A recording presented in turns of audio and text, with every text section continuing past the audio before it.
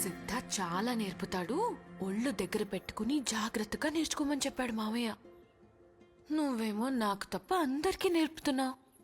దా నాకు కూడా ఏదో ఒకటి నేర్పు. అన్నిట్లో ఆరితేరిన దానివి, నేను నీకు పెద్దగా ఏం నేర్పుతాను?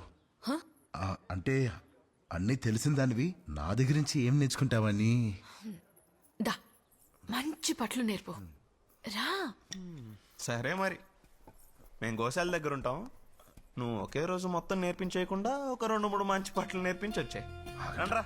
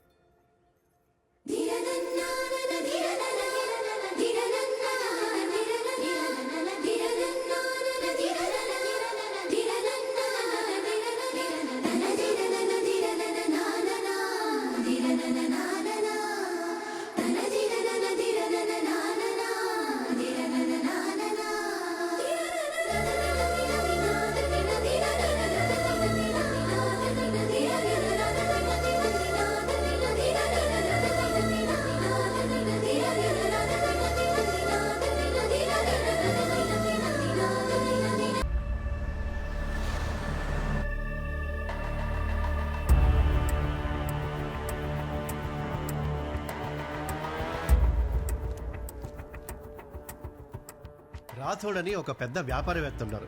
ఆయన తమ్ముడితను. కూర్చోండి. కూర్చోండి. ధర్మస్థలిలో ఒక వ్యాపారం కోసం నన్ను కలవాలంటే పాదకట్టం వారే ఇక్కడ అందరికీ పెద్ద దిక్కని చెప్పి ఇక్కడికి రమ్మని చెప్పాను. చెప్పండి. ధర్మస్థలి చాలా పేరున్న టౌన్, కానీ దాని పేరు వైభవం వేరే స్థాయికి చేరాలంటే మాలాంటి వాళ్ళ అవసరం చాలా ఉంది. టెంపుల్ టౌన్ కాబట్టి రోజు వచ్చే భక్తులతో కొంచెం ఆదాయం వస్తుంది. ఇక్కడ అందరికీ అదే జీవనోపాధి. కానీ టెంపుల్ టౌన్ ఇండస్ట్రియల్ టౌన్ చేస్తే మీ అందరి జీవితాలు మారిపోతాయి. ఇక్కడున్న అందరి జీవితాలు సంతోషంగానే ఉన్నాయి. అంత పెద్ద మార్పు అవసరం లేదు. ఇది చాలు అనుకుంటే జీవితాలు అలాగే ఉంటాయి. ఆశలు ఆశయాలు ఉంటే రోజు రోజుకి పైకెదుగుతారు. ఎవరు ఎదుగుతారు? మీరు ఇంకా ఇంకా ఎదగాలంటే వేరే చోటుకు వెళ్ళొచ్చు. అడవిలో ఉండే కొండ జాతి మనుషులు మీరు.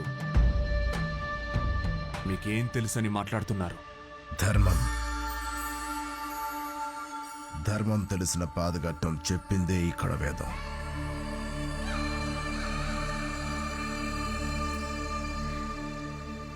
కుర్రోడివి, కోరికలుంటాయి. అడవిలో ఉండే ఈ పాదకట్టం వాళ్ళు చెప్పింది వింటే ఎలా? దివ్య వనం ఒక వైపు, తీర్థ జలం ఒక వైపు, నడుమ పాదగట్టం. అణు అణువు ఈ మన్ను, అమ్మ దయగల దన్ను, కాచునట నిన్ను నన్ను కట్టె తుద వరకు. అమ్మవారి ఆశీస్సులున్న పాదగట్టం వారిని నమ్ముకుంటే మనం పదిలం. మీకు అర్థమైతే ఇక బయలుదేరచ్చు.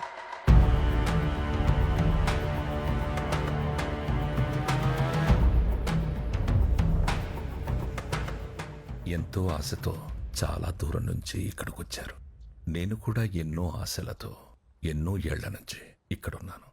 ధర్మం ధర్మం అని మడికట్టుకుని కూర్చునే మా ఊళ్ళో తులసి వనంలో గంజాయి మొక్కలాంటోడిని నేను. మీకు నేను, నాకు మీరు తోడుగా ఉంటే తులసి మొక్కలన్నీ పీకేయచ్చు. ఏం కావాలి నీకు? ధర్మస్థలి, శక్తివంతమైన అమ్మోరున్న ధర్మస్థలికి నేనయ్యూర్ని కావాలా? ఈ ప్రాంతమంతా నా కనుసైగల్లో ఉండాలా? అప్పుడు మా అండతో మీరు అనుకుంది ఇక్కడ జరుగుతుంది. మీరనుకున్న పనికి ఒక పునాది వేసి చూడండి. ఏ ప్రాంగణంలో మీకు అన్నీ అర్థమయ్యేలా చెప్పామనుకున్నాం. కొందరికి వెంటనే వంట పట్టదని మాకు తెలుసు. మీకు అర్థమయ్యే వరకు చెప్పటం మా ధర్మం.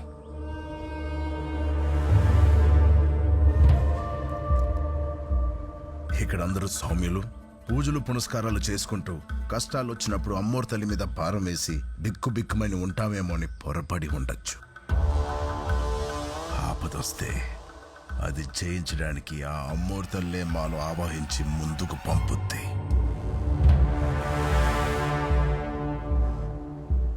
మాలో ఉన్న అమ్మవారికి ఎదురు రావటం ప్రమాదమని మీ మనుషులకి మీకు అర్థమైందని ఆశిస్తూ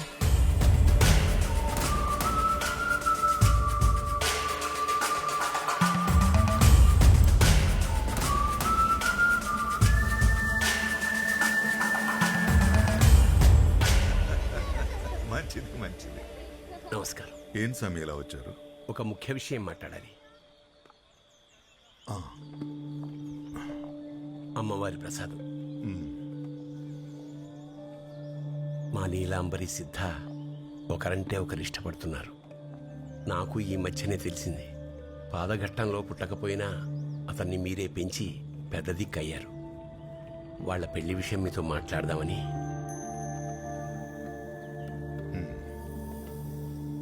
పెంచింది పాదగట్టమే అయినా అతని మనుషులు వేరే ఉన్నారు. కొన్నేళ్ల క్రితం సిద్ధవనంలో వదిలేసి వెళ్ళారు. ఏదైనా ఒకరోజు వాళ్ళొచ్చి తీసుకెళ్ళిపోవచ్చు. తన మీద అన్ని ఆశలు పెంచుకోవడం మంచిది కాదు. వీలు చూసుకొని నీలాంబరికి కూడా అర్థమయ్యేలా చెప్పండి.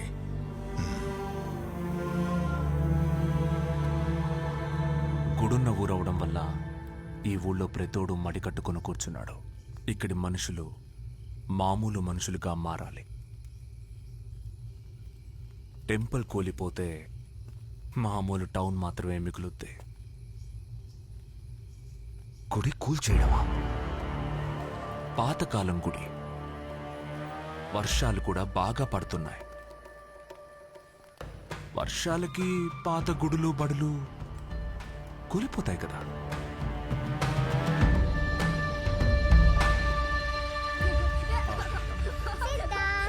ఏమయ్యా సిద్ధా, ఊళ్ళో వాళ్ళ పిల్లలందరినీ నువ్వే ఆడిస్తావు. నువ్వు పెళ్లి చేసుకునేది ఎప్పుడు? నీ పిల్లల్ని మేము ఆడించేది ఎప్పుడు?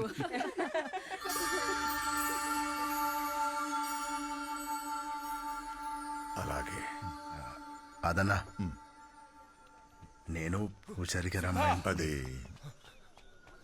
సిద్ధ, పట్టణం నుంచి వచ్చిన వాళ్ళు గుడిని కూల్చేయడానికి వెళ్తున్నారు.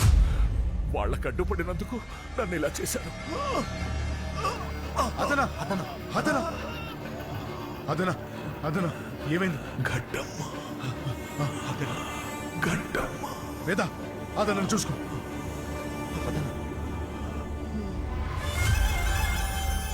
గుడి కంటే ముందు వీడిని కూల్చేస్తారు.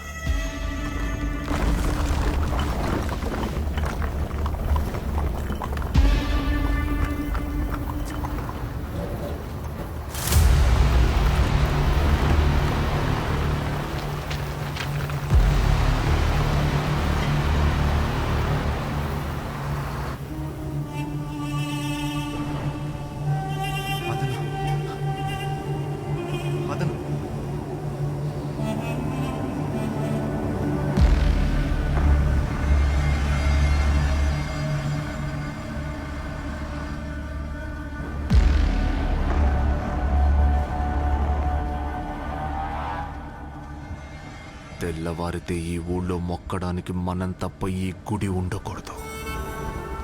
ఆపడానికి ఆ సిద్ధగాని వస్తే ఈ గుడితో పాటు వాడు నేలమట్టం అవ్వాలి.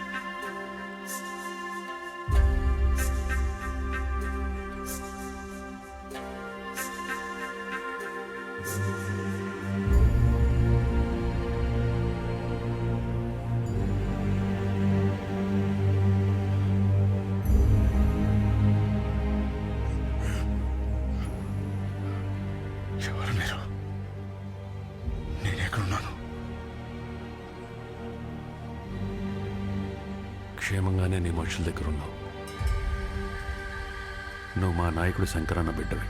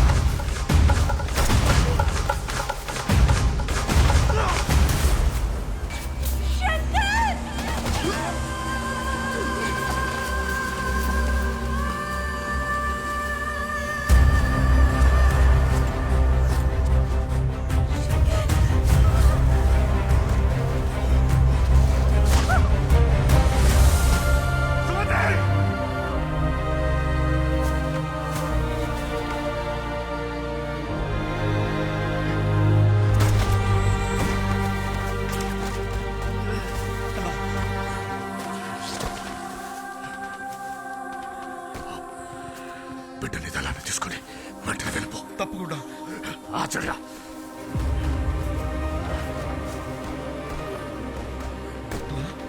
చెప్పు శంకరన్న. ఆచార్య, ఎలాగైనా వీడు కూడా ఉద్యమంలో ఉండేలా చూడు. లాల్ సలాం. లాల్ సలాం.